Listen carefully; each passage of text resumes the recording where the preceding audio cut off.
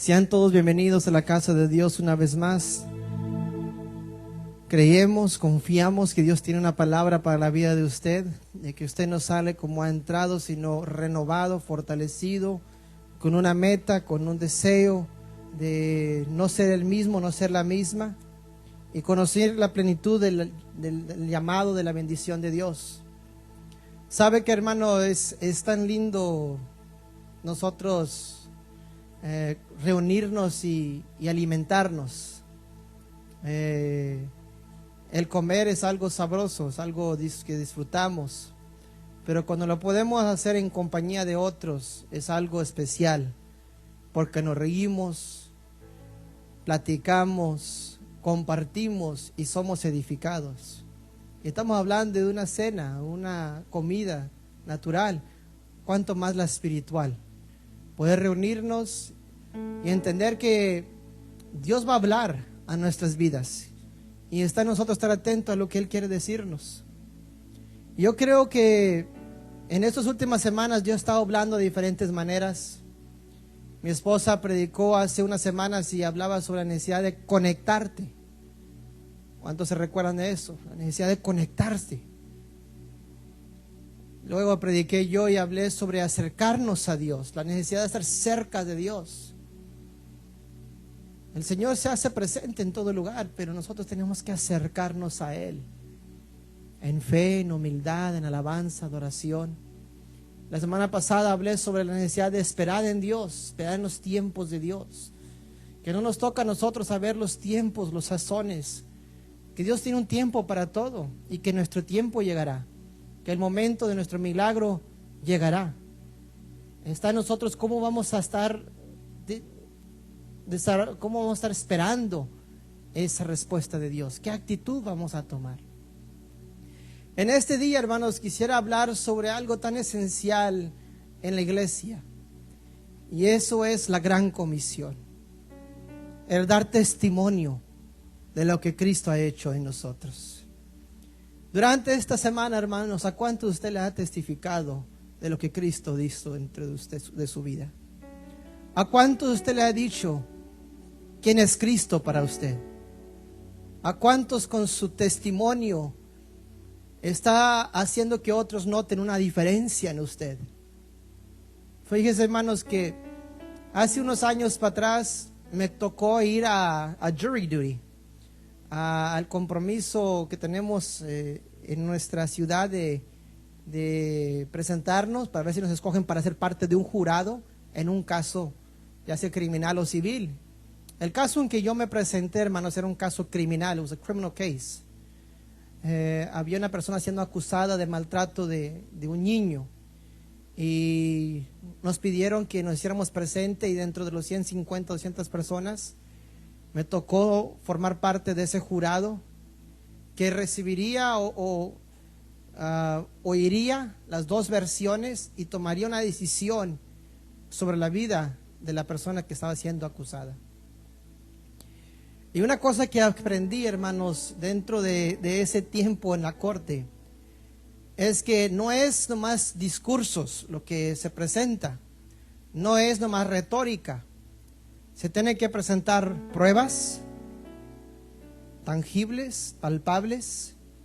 Se tiene que presentar evidencias y se tiene que ver testimonios, ya sea de la persona que sufrió el abuso o personas que presenciaron el abuso infantil, familiares, amistades, de todo. Todos los que pudieran haber visto. Llamaron policías, llamaron pediatras, llamaron a maestras de la escuela, todo para comprobar un caso de que había un niño que había sido maltratado. Y al final de esos, si no me equivoco, hermano, fueron 2 semanas en que estuvimos ahí. Al final de todo eso, se nos dio toda esa información y se nos pidió: ahora ustedes tienen que tomar una decisión. ¿Es culpable o no es culpable?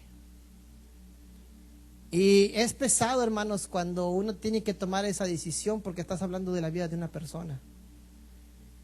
Pero cuando ya ves toda la evidencia, toda la prueba y todos los testimonios, no queda más que tomar la decisión de decir culpable o no el culpable. Y en ese tiempo que debatimos entre el jurado, repasamos todas las evidencias, las fotos, los testimonios, tuvimos que llegar a una conclusión y encontrar la persona culpable de maltrato o abuso infantil. Pero no podíamos haber llegado a esa conclusión todos sin haber recibido la información, la evidencia, las pruebas, los testimonios, los testigos. Era importante todas estas cosas. Si algo faltaba y el Estado no podía comprobar su caso, esa persona quedaba libre. Tenían que presentar todos los argumentos para comprobar lo que había acontecido. En la palabra del Señor vemos a Juan tomar una posición muy similar. Y él presenta el caso de Cristo en el Evangelio de Juan. Él presenta el caso de Cristo como el Hijo de Dios.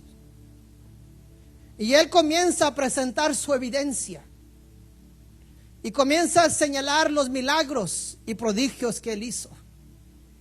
Y vemos la multiplicación de los panes y los peces.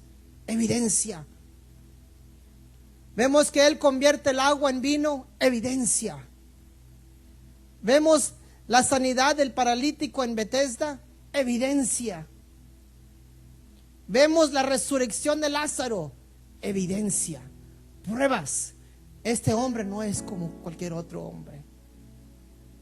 En total hay 7 milagros y señales de cual habla el libro de Juan, que dan evidencia de que él es el Hijo de Dios. Pero no se queda ahí Juan, comienza a hablar más.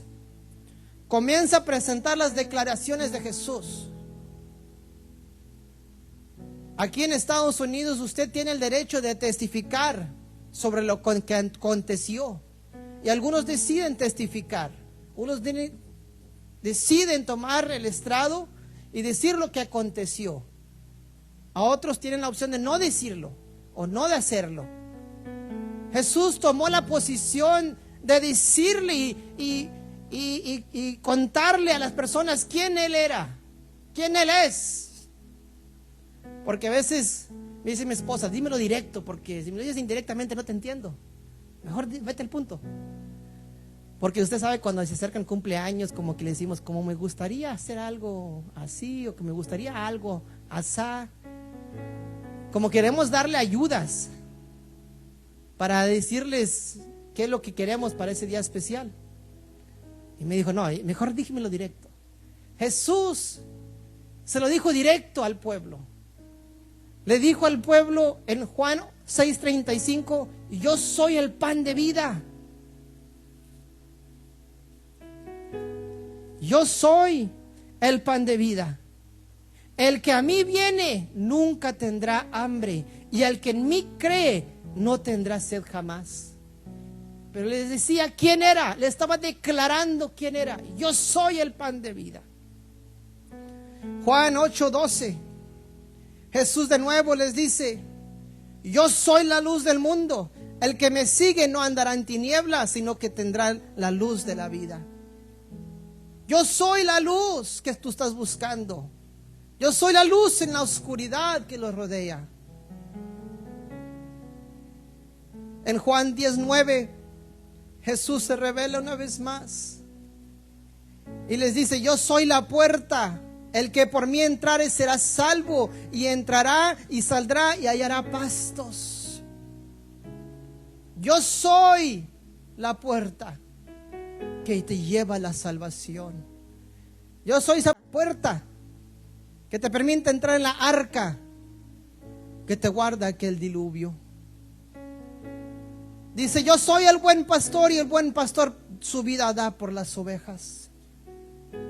Comenzó a dar sus declaraciones Jesús sobre quién Él era. Juan 14:6 dice: yo soy el camino, yo soy la verdad y yo soy la vida, y nadie viene al Padre si no es por mí. Claramente le estaba presentando quién él era, directamente. Pero igual, además de evidencia, además de declaraciones, Juan presenta los testigos. Juan presenta primeramente a Juan el Bautista. En capítulo 1 de Juan, versículo 26, Juan el Bautista dice lo siguiente: yo bautizo con agua, mas en medio de vosotros está uno a quien vosotros no conocéis. Este es el que viene después de mí, y el que es antes de mí, de cual no soy digno de desatar la correa del calzado. Juan el Bautista entendía que Jesús estaba en medio de ellos, pero aún no lo había identificado. Mas sin embargo, en el versículo 29, ve a Jesús y dice: he aquí el Cordero de Dios, que quita el pecado del mundo.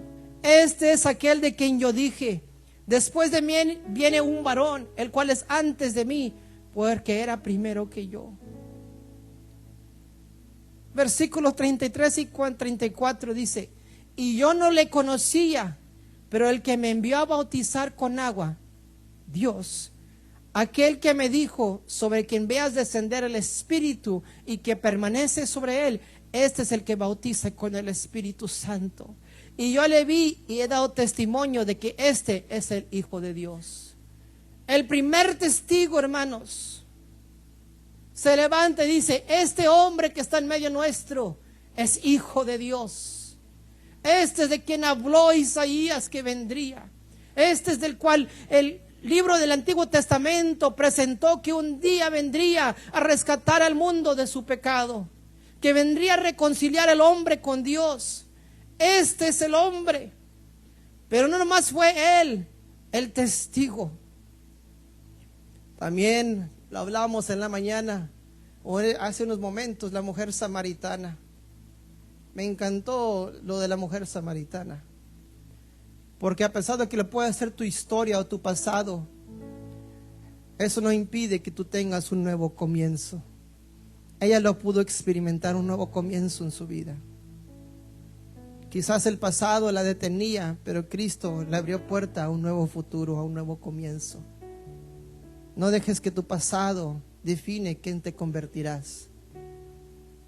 Dale a Cristo tu corazón y vas a ver que Él va a traer un nuevo comienzo a tu vida. Pero decía aquí en capítulo 4, versículo 39 en adelante: y muchos de los samaritanos de aquella ciudad creyeron en él por la palabra de la mujer, por la palabra, por el testimonio, por la testiga en que ella se convirtió de Jesús. Pero luego dice versículo 40: entonces vinieron los samaritanos a él y le rogaron que se quedase con ellos, y se quedó ahí 2 días. Y creyeron muchos más por la palabra de él. Versículo 42: ya no creemos solamente por tu dicho, porque nosotros mismos hemos oído y sabemos que verdaderamente este es el Salvador del mundo, el Cristo. Va presentando el caso de Cristo Juan, presentando la evidencia, presentando las declaraciones de Jesús y también presentando los testigos. Y uno y otro testigo, hermanos. Viene Pedro, Juan capítulo 6, versículos 68 al 69. Y dice: le respondió Simón Pedro: Señor, ¿a quién iremos? Tú tienes palabras de vida eterna, y nosotros hemos creído y conocido que tú eres el Cristo, el Hijo del Dios viviente. En medio de las dudas que había en la multitud, había uno que lo había conocido, uno que lo había reconocido como Hijo de Dios, y ese era Pedro. En medio de las dudas, en medio de lo que se dice acerca de Jesús, de que si es un buen hombre, de que si es un profeta, de que si es una persona religiosa, Que haya una iglesia que se ponga de pie y diga: yo sé que Él es el Cristo, el Hijo del Dios viviente, el Salvador del mundo.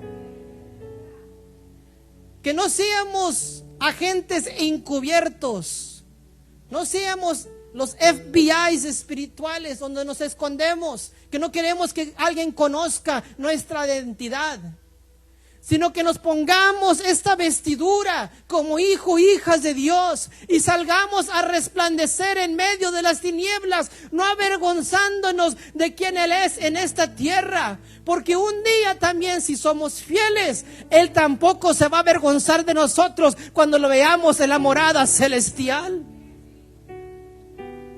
Pero tendremos el valor, la convicción de convertirnos en testigos de Él, del cual no nos avergoncemos de hablar de Él, como Él no se avergüenza de hablar de nosotros, a pesar de que conoce toda tu historia. Lo que no conozco yo, hermano, lo que no conoce la persona que está enseguida de usted, lo conoce a Él. Y aún con todo eso, Él se complace en llamarlo a usted y a mí su hijo o su hija. ¿Cómo yo avergonzarme de alguien que me ama tanto? Alguien que me ha mostrado tanta gracia, tanta misericordia.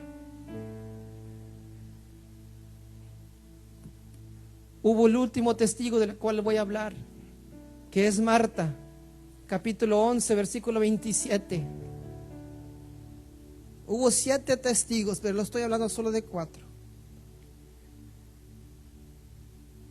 Jesús le dijo anteriormente: yo soy la resurrección y la vida. El que cree en mí, aunque esté muerto, vivirá. Y todo el que vive y cree en mí no mirará muerte. ¿Crees esto? Y Marta le dice: sí, Señor, yo he creído que tú eres el Cristo, el Hijo de Dios que has venido al mundo. ¿En qué está parada tu fe? ¿En lo que te ha dicho el pastor? ¿En lo que te han dicho tus padres? ¿O lo que has conocido tú? ¿Lo que has experimentado tú con Dios? Porque si es algo que nos han contado y lo estamos repitiendo, no hay una convicción. Pero cuando es algo que tú has probado, que tú has gustado, que tú has experimentado, ya no es el testimonio de alguien más, es el testimonio tuyo que hace la diferencia en cómo tú hablas a los otros de Cristo. Dice ahí, cuando iniciamos, Hechos 1:8: y recibiréis poder cuando haya venido sobre vosotros el Espíritu Santo. ¿Para qué cree que es ese poder, hermanos? ¿Para ir a America's Got Talent y hacer trucos? ¿Para qué es el poder que resida dentro de ti, varón? What is the power that resides in you for? ¿Para qué está el poder ahí dentro de ti? ¿Para cocinar? ¿Para llegar a la iglesia y escuchar una palabra nomás? Hay un poder dentro de ti. Te lo dice después: para que seas testigo, para que des testimonio de lo que Cristo vino a hacer en ti y que lo pueda hacer en otros. La mujer samaritana, en cuanto tuvo este encuentro, no esperó 2-3 días, hermanos, para ir a contar lo que había acontecido con ella. La pura palabra de ella había convencido a aquellos hombres de que algo había acontecido en su vida y algo había marcado un nuevo comienzo en la mujer samaritana. Tanto era la inquietud que fueron hasta donde decía que estaba Jesús para escuchar las voces de Él. Y no tan solo fue un encuentro con el Señor a través de las palabras de ella con ellos, sino que los llevó a donde estaba Jesús y tener su propio encuentro con el Señor, la cual transformó sus vidas. En la clase meditaba en esto: the power of one, el poder de uno. Porque ¿cuántas personas fueron, mi hermana? Nomás fue una mujer. Y todo el evangelio llegó a Samaria por una mujer. A ver, hermanas, díganse una. Las mujeres testifican, hablan del Evangelio de Jesucristo y nos gozamos por eso. Pero la iglesia en su plenitud debe de hablar de lo que Cristo ha hecho dentro de nosotros. Algunos nos guardó de la muerte, algunos nos sanó, algunos en el momento más bajo de nuestras vidas su mano se extendió, algunos nos liberó, pero todos logramos experimentar a Dios. Y por eso no podemos quedarnos callados. No nos podemos quedar sin decir lo que Cristo ha hecho y puede hacer en la vida de alguien más.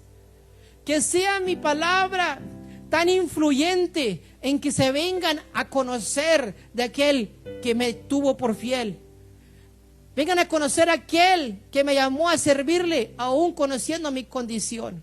Para que así como yo he tenido mi encuentro, ellos también tengan su encuentro.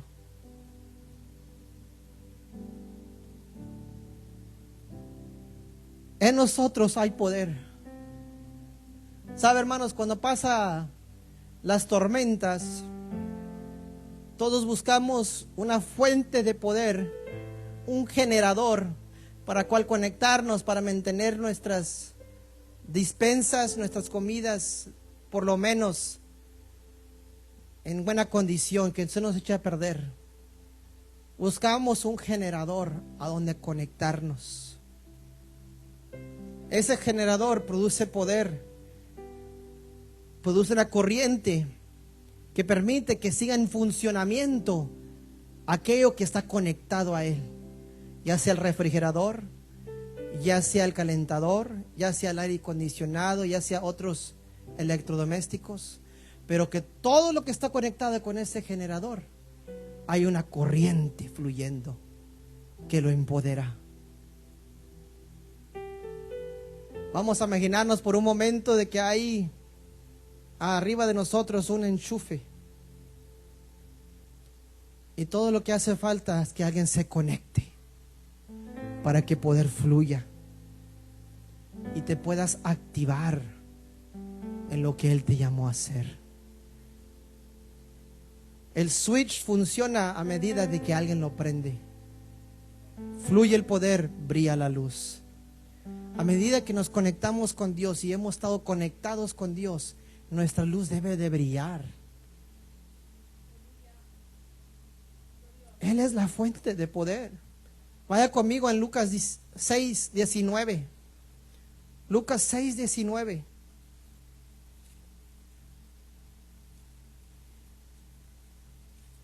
Era tanto el poder que había dentro de Jesús, en la vida de Jesús, que dice, toda la gente procuraba tocarle. ¿Por qué? Poder salía de él y sanaba a todos. Poder salía de él. Poder salía de él. ¿Sabe, hermano, hermana, qué poder sale de usted? Es que, pastor, yo no soy así muy especial, yo no tengo esa gracia. Hay poder dentro de su vida. No limite a Dios, no le ponga peros a Dios. Hay poder en tu vida. Jesús procuraban tocarle porque poder salía de él. La mujer del flujo de sangre, hermanos, en lo cual nos habla Lucas 8:46. No tenía que Jesús dirigirle la palabra o orar por ella para que poder saliera de él y la sanara. Ella sabía, si tan solo toco el borde del manto, seré sana. Y aquí en Lucas 8:46 dice, Jesús dijo, alguien me ha tocado, porque yo he conocido que ha salido poder de mí. Qué lindo cuando nos conectamos. Extraemos un poder sobrenatural que trae sanidad, que trae libertad, que trae fuerzas nuevas, que trae paz, que trae gozo, que trae todo lo que usted está disfrutando el día de hoy. Porque se conectó con la fuente del poder. No fue el dinero, no fue la fama, no fue las relaciones. Todo eso fue perecedero.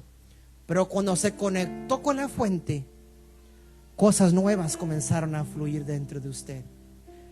Usted no se da cuenta, hermanos. Usted ve la luz brillando, pero hay una corriente fluyendo tras las paredes por el cielo. Hay una corriente fluyendo alrededor nuestro. Y nosotros nomás entramos y nos gozamos de esta luz. Pero sin saberlo, hay una corriente de poder aquí. Que si alguien corta esa corriente, se queda oscuro en un cierto lugar. Aquí quizás no podemos ver la corriente del poder del cielo, hermanos, pero ciertamente hay un poder fluyendo sobre su iglesia. Hay un poder fluyendo del altar hacia usted y hay un poder que está fluyendo desde allá hacia acá, hermanos. Pero está en nosotros reconocer el poder que está siendo derramado sobre nuestras vidas. La iglesia recibió poder. Lo vimos en Hechos capítulo 1, versículo 8. ¿Qué es el poder, hermanos? Romanos 1:16. ¿Qué es el poder? What is the power that resides within us? Romans 1:16. Porque no me avergüenzo del evangelio, porque es el poder que hay dentro de nosotros. Es el mensaje de las buenas nuevas de salvación. Ese es el poder que resida dentro de usted. La oportunidad, la capacidad de compartir un mensaje de buenas nuevas. Pero ¿para qué es ese poder? Para salvación a todo aquel que cree. Para salvación a todo aquel que cree. Si, hermano, usted no acumuló dinero en esta tierra, si no acumuló riquezas, fortunas, hermanos, pero acumuló almas para Cristo, lo que le faltó aquí le va a sobrar en su morada celestial. Lo que usted dice no disfrutó aquí, disfrutará ya, hermanos. Aquí solo vamos a vivir 70, 80 años, quizás un poco más o un poco menos. Pero allá viviremos por toda la eternidad, hermanos. Y estaremos disfrutando de los premios, de los galardones, de lo que sembramos mientras que estábamos sobre esta tierra. Yo sé, hermanos, que todo esto es muy bonito. La ropa es muy bonita, los carros son muy bonitos, las casas muy bonitas. Pero no se compara, hermanos, con lo que nos espera allá en el cielo, hermanos. Dice su palabra que cielos nuevos y tierra nueva, hermanos. Mares de cristal y calles de oro, hermanos. Va a ser un paraíso para el pueblo del Señor. Pero a veces dejamos de ver eso, hermanos, por ver lo que creemos que es un paraíso aquí en la tierra. Y como dice la palabra, sécase la hierba, marchítase la flor, mas la palabra de Dios permanece para siempre. Todo esto se acaba. Eclesiastés dijo, el Salomón dijo: todo lo que ha deseado mi corazón lo he disfrutado, y le ha dado a concluir que vanidad de vanidades, todo es vanidad. Todo se acaba. Culmina Eclesiastés diciendo: el fin de todo discurso oído es este: teme Dios, guarda sus mandamientos, porque esto es el todo del hombre. Eso es lo más importante. Teme a Dios, guarda sus mandamientos, que esto es el todo del hombre.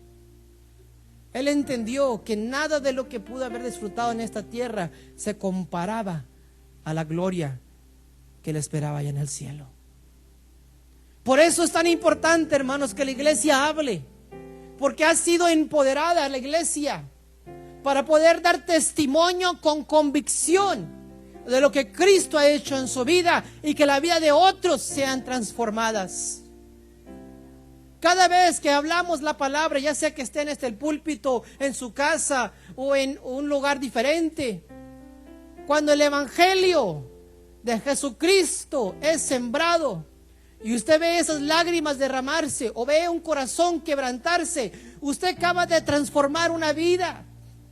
No por sus propias fuerzas, se dejó usar por Dios para ser de bendición para otros. Y esa palabra de fe, esa palabra de esperanza que usted compartió, llega a un hogar, llega a un matrimonio, llega a una familia, llega a una descendencia.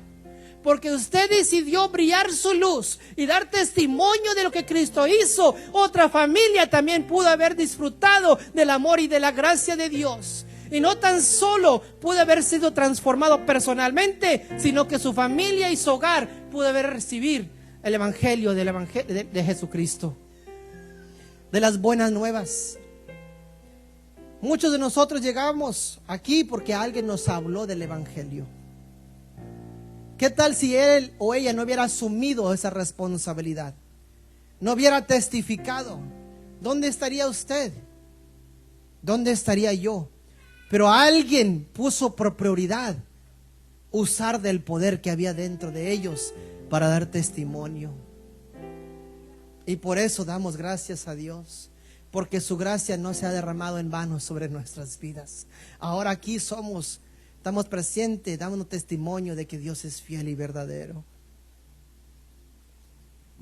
En la iglesia primitiva, hermanos, daban testimonio. Hechos capítulo 4, versículo 33. Hechos capítulo 4, versículo 33. Y con gran poder los apóstoles daban testimonio de la resurrección del Señor Jesús, y abundante gracia era sobre todos ellos. Con gran poder daban testimonio. Es solo lo que ellos querían, dar testimonio, hermanos. Ese poder dentro de nosotros, hermanos, va conectado y ligado a nuestro desarrollo espiritual, va ligado a nuestra madurez espiritual. A medida que conocemos a Dios, conocemos más su palabra, somos más eficientes en nuestro testimonio. Entre más nos enamoramos de Él, más hablamos de Él. Yo me gozaba, hermanos, el viernes, porque les decía a los hermanos que estuvieron aquí, mis hermanos que están aquí, que estuvieron, que el muchacho que llegó ese viernes en la noche, yo ya lo he tenido en la lista de oración de los martes. Ya llevo semanas orando por él, hablándole a él, texteándole a él. Y cuando él llega el viernes, ya había llegado anteriormente, dije: Señor, quizás esta es la noche para él. Predicó mi hermano sobre la necesidad de dar fruto.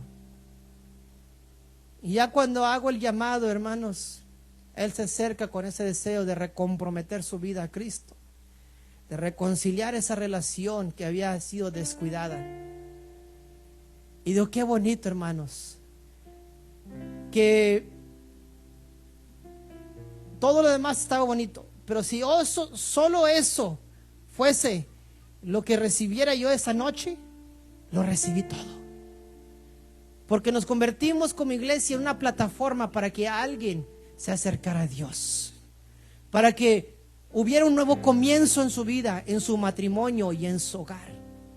Y eso es la victoria más grande, hermanos, que podamos recibir.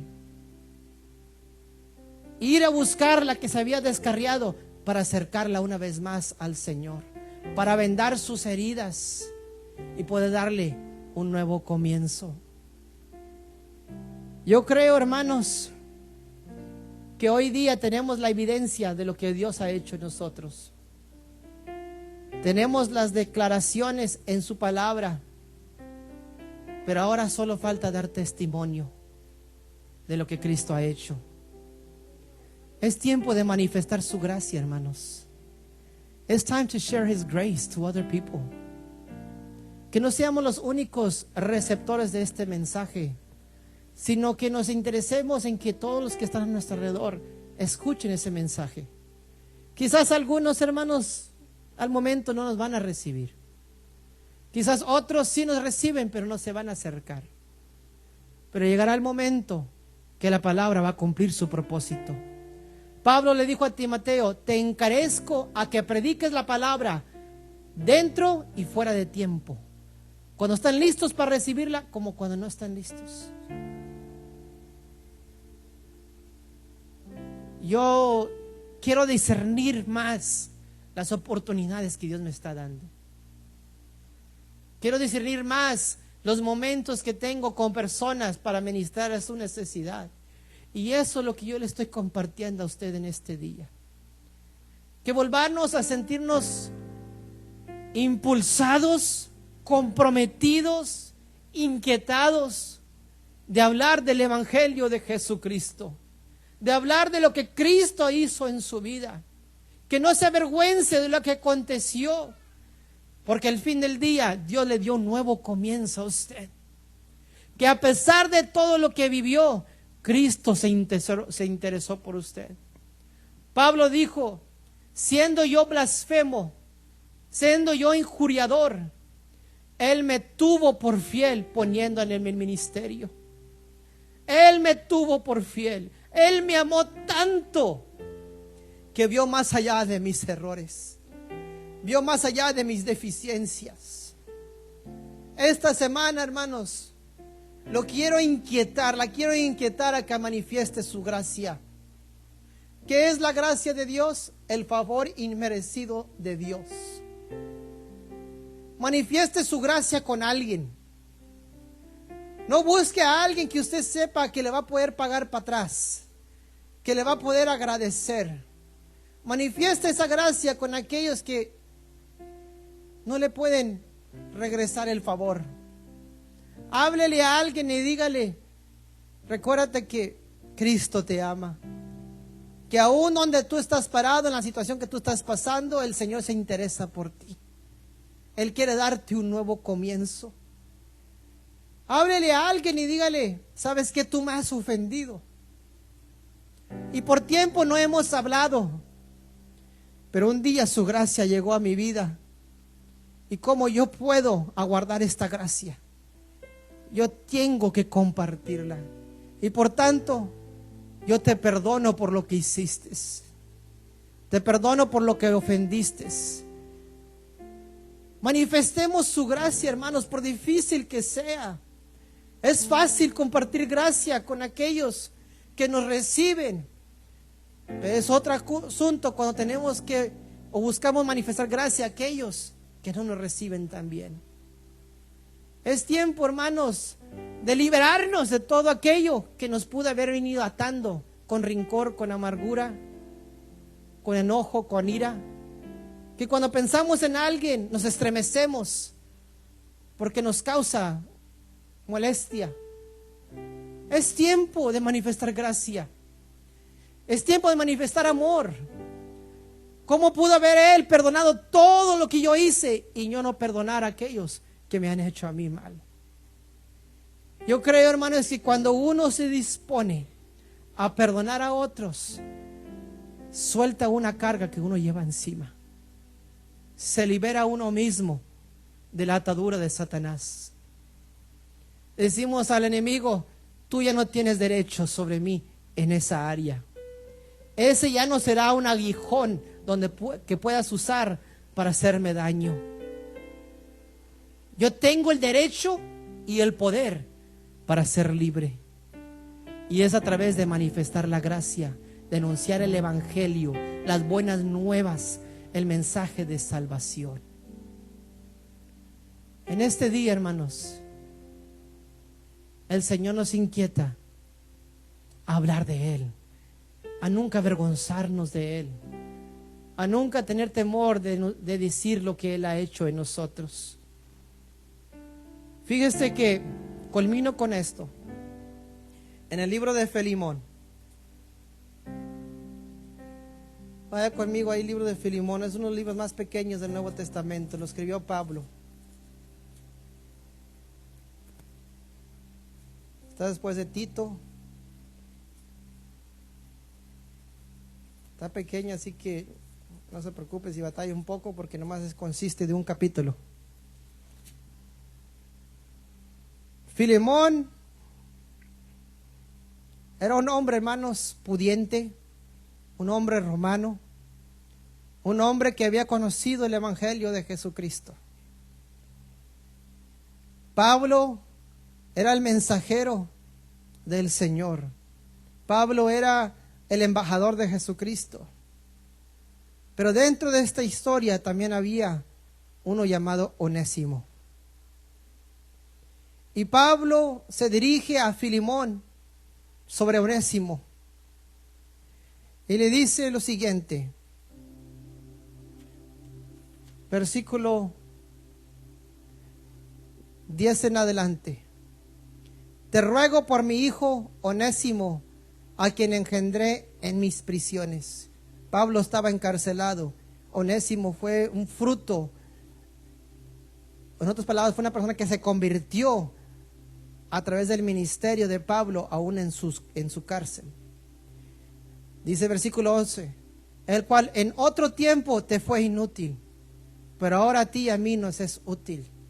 Onésimo en un tiempo pasado le había fallado a Filemón, que era su amo. No dice detalladamente, pero algunos creen que a lo mejor le robó, que a lo mejor hizo un fraude contra él, y en cuanto lo hizo, huyó. Y en esa huida se encontró con Pablo. Se encontró con alguien que no tenía temor de hablar del Evangelio de Jesucristo. Recibió el Evangelio, recibió el amor de Dios, recibió la gracia, pero algo en su pasado aún tenía un poder sobre él.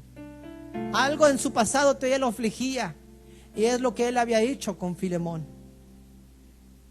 Y Pablo comienza a tomar la posición de intercedor, como así Jesucristo la toma entre nosotros y Dios. Y dice lo siguiente, versículo 15: porque quizás para esto se apartó de ti por algún tiempo, para que le recibieses para siempre, no ya como esclavo, sino como más que esclavo, como hermano amado, mayormente para mí, pero cuanto más para ti, tanto en la carne como en el Señor. Así que si me tienes por compañero, si me tienes por amigo, por hermano en fe, le dijo Pablo a Filemón, si me tienes por alta estima,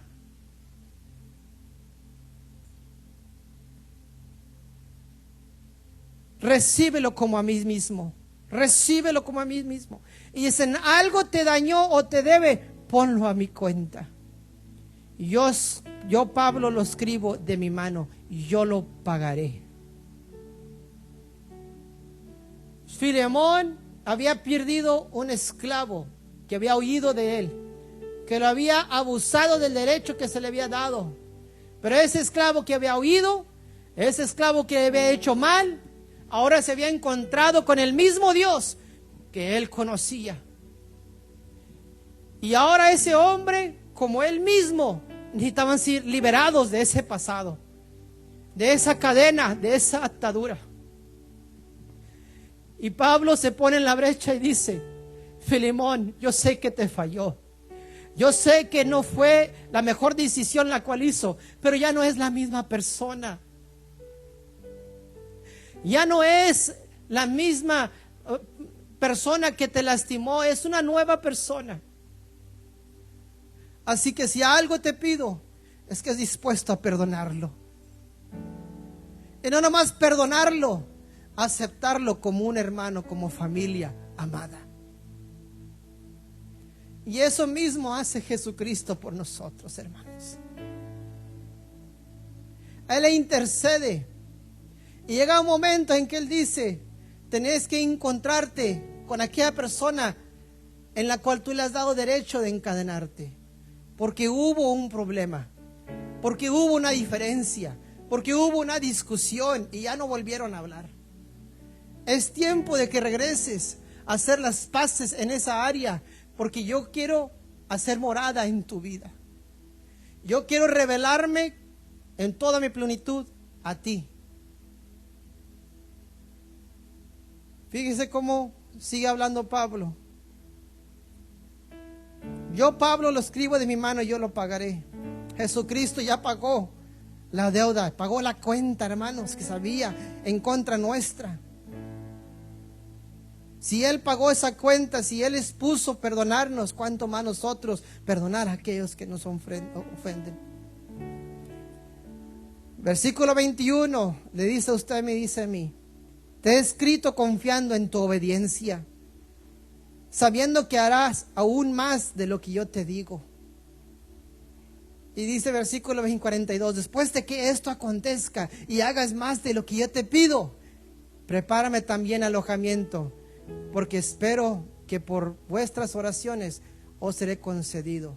En otras palabras le decía: prepárame también alojamiento, porque pronto hará mi morada contigo. A veces lo que nos está deteniendo de experimentar la plenitud del alojamiento, de la presencia de Dios en nuestras vidas, puede ser una raíz de amargura, puede ser alguien que no hemos perdonado, puede ser alguien que nos ofendió y no lo hemos dejado olvidar, no hemos olvidado lo que Él ha hecho. Y el enemigo tiene esa estrategia. Cada vez que vas avanzando, te recuerda de eso o te trae eso. Y es tiempo que el poder de Dios fluya en nosotros y rompa toda atadura. Y que compartamos el mensaje del Evangelio de Jesucristo. Pongámonos de pie en este día. Todos los que nos sintonizan por las redes sociales, Dios quiere darte un nuevo comienzo. El mensaje es tan sencillo. Tú y yo fallamos. Y porque fallamos estamos destituidos de la gloria de Dios. Estamos separados de Dios. Mas sin embargo, un día Jesucristo vino a esta tierra, vivió una vida sin mancha, sin pecado, para darme a mí y a ti una nueva oportunidad, un nuevo comienzo. Su sacrificio en la cruz llevó mis pecados, y su resurrección entre los muertos me prometió vida eterna.